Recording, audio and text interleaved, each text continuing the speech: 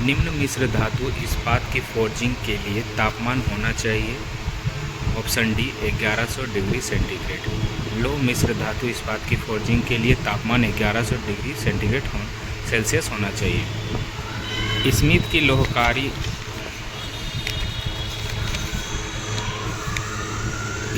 लोहकारी में ट्यूअर का अर्थ होता है ऑप्शन ए वायु की आपूर्ति।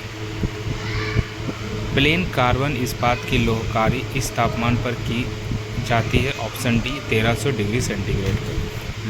प्लेन कार्बन इस्पात एक अनुभागीय आयाम बढ़ाने की प्रतिक्रिया ऑप्शन डी अपसेटिंग। अपसेटिंग के अंतर्गत कार्यखंड की लंबाई कम करके उसकी मोटाई अनुप्रस्थ काट बढ़ाई जाती है। इसके द्वारा बोल्टों का हेड बनाया जाता है। छेनी के माध्यम से काटने पर धातु को सहारा देने के लिए निहाई के किस भाग का प्रयोग किया जाता है? Option C chipping block. छेनी के माध्यम से काटने पर धातु को सहारा देने के लिए निहाई के किस भाग का प्रयोग किया जाता है? Chipping block. संक्रिया बड़े आकार के बोल्ट बनाने में प्रयोग होता है ऑप्शन ए अपसेंट लोहकारी। एक एकल सतह निचोड़न प्रक्रिया प्रदर्शित होता है ऑप्शन ए ड्रॉप लोहकारी। एकल सतह निचोड़न प्रक्रिया ड्रॉप फोर्जिंग में प्रयुक्त होती है। उच्च कार्बन इस्पात लोहकारी करने के लिए इसे तब तक गर्म किया जाना चाहिए जब तक ऑप्शन बी जब तक इसका रंग ऑप्शन सी एब्सटेंशन जब तक इसका रंग हल्का पीला नहीं हो जाता। उच्च कार्बन इस्पात की फोर्जिंग करने के लिए तब तक इसे गर्म करते हैं जब तक इसका रंग हल्का पीला नहीं हो जाता। एक क्रॉस पिन हथौड़े का पिन होता है हैंडल में तिरछा। एक क्रॉस पिन हथौड़े का पिन होता है हैंडल में तिरछा। फोर्जिंग प्रक्रिया जिसमें कार्यखंड की लंबाई कम करके उसके अनुप्रस्थ काट ज़्यादा होता है उसे कहते हैं अपसेटिंग ऑप्शन ए। परत धातु वस्तु के किनारे को मोड़कर सख्त करने की प्रक्रिया को कहते हैं हम लोग हैमरिंग। परत धातु वस्तु के किनारे को मोड़कर सख्त करने की प्रक्रिया को कहते हैं hammering option B. Low carbon इस्पात की फोर्जिंग बनाने के लिए अत्यंत उचित तापमान है option D 1300 degree centigrade. Hard die गर्म धातु को काटने में प्रयोग की जाती है तथा यह बार बार प्रयोग करने से अपनी कठोरता खो देता है। इसके लिए क्या करना चाहिए? ऑप्शन डी इसके कटिंग एज को बार बार कूलिंग करना चाहिए। अपसेटिंग एक फोर्जिंग प्रक्रिया है जिसमें इस ऑप्शन सी कम लंबाई करके अनुप्रस्थ काट छेद बढ़ाया जाता है। स्टॉक का पिचकना एक दोष है जिसे कहते हैं। निम्न में से कौन सा कारण जो इस दोष का संबंधित नहीं है? ऑप्शन डी स्टॉक की लंबाई बहुत कम है। बोल्स्टर का प्रयोग फोर्जिंग में किया जाता है ऑप्शन बी रिवेट बोल्ट व स्क्रू हेड बनाने में। बोल्स्टर एक फोर्जिंग प्रक्रिया का सेट है जिसे रिवेट स्क्रू हेड बोल्ट बनाने में किया जाता है। ड्राइंग डाउन की क्रिया लंबाई बढ़ाने के लिए की जाती है। इसे हम लोग इसे टूल प्रयोग करते हैं top and bottom puller. Forging में पंच का प्रयोग किया जाता है ऑप्शन बी गर्म धातु में सुराख करने के लिए। फोर्जिंग में प्रयुक्त पंच तथा ड्रिफ्ट की धातु बनाए जाते हैं ऑप्शन डी 0.8 कार्बन स्टील के। हार्ड कार्बन स्टील में फोर्जिंग का तापमान होता है 900 से 1150 ग्राम।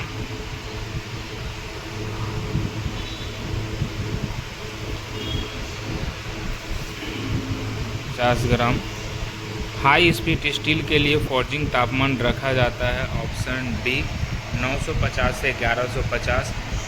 सफ़ेद 1200, लाल 700, चेरी 1000, पीला 1100। लाल 700, सफ़ेद 1200, पीला 1100, चेरी 1000। माइल्ड स्टील की फोर्जिंग के लिए तापमान होता है 800 से 1300 डिग्री सेंटीग्रेड। माइल्ड स्टील को हम लो कार्बन स्टील भी कहते हैं। माइल्ड स्टील को हम लो कार्बन स्टील भी कहते हैं। कार्बन 0.25 होता है। फोर्जिंग में सफ़ेद में पीला लिए हुए सफ़ेद रंग का होता है। तापमान कितना होता है सफ़ेद का? तो होता है 1200। फॉर्जिंग में लाल रंग तब दिखाई देता है जब तापमान होता है 700, ऑप्शन बी। चमकदार चेरी रंग होता है जब तापमान होता है, ऑप्शन डी 1000। पीला होता है, ऑप्शन ए 1100। जब कोई पार्ट्स फोर्ज करने के बाद संतुलन में नहीं होता तथा ऊंचा नीचा होता है, इसे कहते हैं झोल, ऑप्शन सी झोल। झोल जॉब को झोलपन सेट हैमर से समतलता किया जाता है। सेट हैमर से हम किसी भी वस्तु की समतलता को बनाए रखने में काम करते हैं। फोर्ज करने पर वर्कपीस में अक्षीय दरार, एक्सियल क्रैक अथवा फोल्ड्स पर तक मोड़ पड़ जाते हैं। इसका कारण है ऑप्शन बी, कम गर्म धातु पर हैमरिंग करना। वर्कपीस में आंतरिक दरारें, इंटरनल क्रैक होता है, ऑप्शन बी, कम ताप पर फोर्जिंग। फोर्जिंग में लैप का दोष होता है, ऑप्शन ए, स्टॉक पर सेट हैमर को ठीक ना रखना। नेकिंग की प्रक्रिया के लिए की जाती है, लंबाई बढ़ाने के लिए। नेकिंग की प्रक्रिया लंबाई बढ़ाने के लिए की जाती है। ब्रूस बियरिंग के टुकड़े हो जाने का मुख्य दोष होता है, ऑप्शन सी, सॉफ्ट और बियरिंग के बीच अधिक क्लियरेंस। ब्रूस बियरिंग के टुकड़े हो जाने का मुख्य दोष होता है, ऑप्शन सी, सॉफ्ट और बियरिंग के बीच अधिक क्लियरेंस। हैमर बाजार में मिलते हैं, ऑप्शन सी, फेस के आकार और भार के अनुसार। हैमर के पार्ट्स होते हैं पेन, फेस, आई होल, हेड, हैंडल और वेज।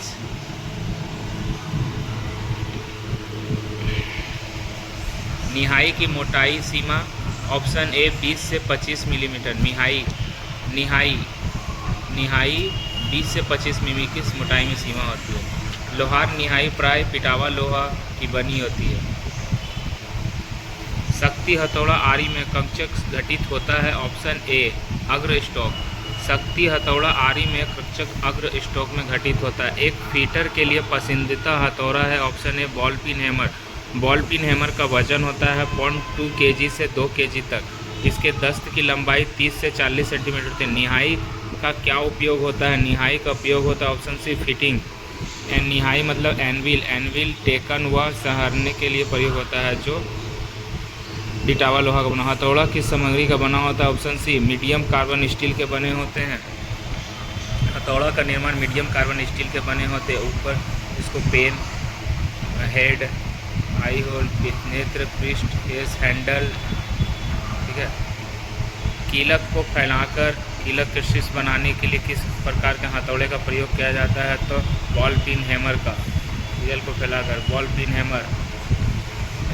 हथौड़े के नेत्र छिद्र कैसा होता है? ऑप्शन बी, दोनों सिरों से पतला। इंजीनियरिंग हथौड़ा उसके द्वारा निर्दिष्ट किए जाते हैं भार के अनुसार, ऑप्शन सी। छेनी का अनुप्रस्थ काट होता है अक्सर, ऑप्शन डी, अष्टभुजाकार। छेनी का अनुप्रस्थ काट होता है अष्टभुजाकार, ऑप्शन डी। छेनी सामग्री के भीतर गड़ेगी जब अपकस कोण, ऑप्शन सी, अपकस कोण अधिक हो। सेट हैमर का प्रयोग किया जाता है, ऑप्शन ए, समकोण पर शोल्डर बनाने के लिए। फॉर्जिंग में ड्रिफ्ट का उपयोग किया जाता है, ऑप्शन ए, पंच द्वारा किए गए सुराख को बड़ा करने के लिए। स्वेज बनाए जाते हैं, option D, high carbon steel से। स्वेज बनाए जाते हैं हाई कार्बन स्टील से। नेकिंग में औजार प्रयोग किया जाता है, ऑप्शन सी, पुलर व हैमर। नेकिंग में औजार प्रयोग किए जाते हैं, पुलर व हैमर, ऑप्शन सी। फोर्ज का प्रयोग ब्लैक स्मिथ में किया जाता है। इसके जिस भाग में कोयला डालकर आग सुगलाई जाती है उसे हम लोग कहते हैं, ऑप्शन सी, अर्थ। ऑप्शन सी, अर्थ। हुड चिमनी के द्वारा बाहर निकलती है, धुआं एकत्रित रहता है। अर्थ आग लगाई जाती है, अर्थ करते हैं। हुड हो गया तेरा धुएं को एकत्रित करने चिमनी के द्वारा बाहर।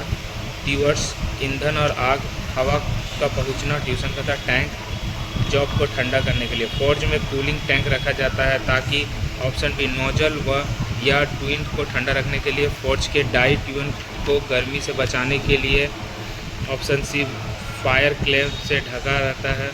फोर्ज एनविल की निहाई। फोर्ज एनविल की निहाई भी कहते हैं, फोर्ज एनविल को निहाई भी कहते हैं। इसे निम्न से बनाया जाता है, ऑप्शन ए, कास्ट स्टील से। एनविल एक फोर्ज टूल है, फोर्जिंग टूल है। इस पर गर्म धातु की फोर्जिंग की जाती है। इसकी सतह हार्ड होती है। वर्किंग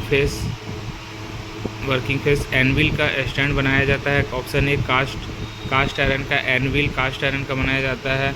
स्वेज ब्लॉक वर्गाकार आकृति का होता है। इसकी साइज में हाफ और आकार के ग्रुप कटे होते हैं। इसका प्रयोजन ऑप्शन सी पंकीज और बैंडिंग के लिए होता है। स्वेज ब्लॉक बनाए जाते हैं। ऑप्शन ए कास्ट आयरन के स्वेज ब्लॉक बनाए जाते हैं कास्ट आयरन के। और फोर्जिंग शॉप में विभिन्न आकार के जॉब पकड़ने हेतु संडासी का प्रयोग किया जाता है। यह धातु बने होते हैं माइल्ड स्टील के। फोर्ज शॉप में प्रयुक्त हैंड हैमर कितना किलोग्राम में होते हैं। इसका छोटा हैंडल फिट होता है। हैंड हैमर 1/2 से 1 किलो तक होते हैं। भारी फोर्जिंग के लिए स्वेज हैमर का भार होता है 2 से 10 किलोग्राम। भारी फोर्जिंग के लिए स्लेज हैमर का प्रयोग होता है। स्लेज हैमर 2 से 10 किलोग्राम। तो स्लेज हैमर का प्रहार कठोर सतह पर नहीं करना चाहिए, क्योंकि कठोर सतह पर हैमर उछलेगा और चोट लग सकती है। Option C. निम्नलिखित में से किस हैमर का प्रयोग भारी फोर्जिंग कार्य में किया जाता है। ऑप्शन डी स्लेज हैमर का। हैमर में आई होल रखा जाता है। ऑप्शन ए ताकि हैंडल में पचर लगाई जा सके। हैमर की चोट द्वारा चीजल के फैले हुए हेड को कहते हैं। Option B mushroom. हैमर के आई होल में बाहर की तरफ कुछ चौड़ाई क्यों देते हैं। ऑप्शन डी मुंह में गुल्ली ठोककर हैंडल छोड़ने के लिए। कौन सा हैंड टूल प्राय फोर्जिंग और रिवेटिंग में प्रयोग किया जाता है। तो option C ball pin hammer. Hammer में आई होल लंबा क्यों लगाया जाता है। ऑप्शन ए हैमर में हैंडल घूमे नहीं।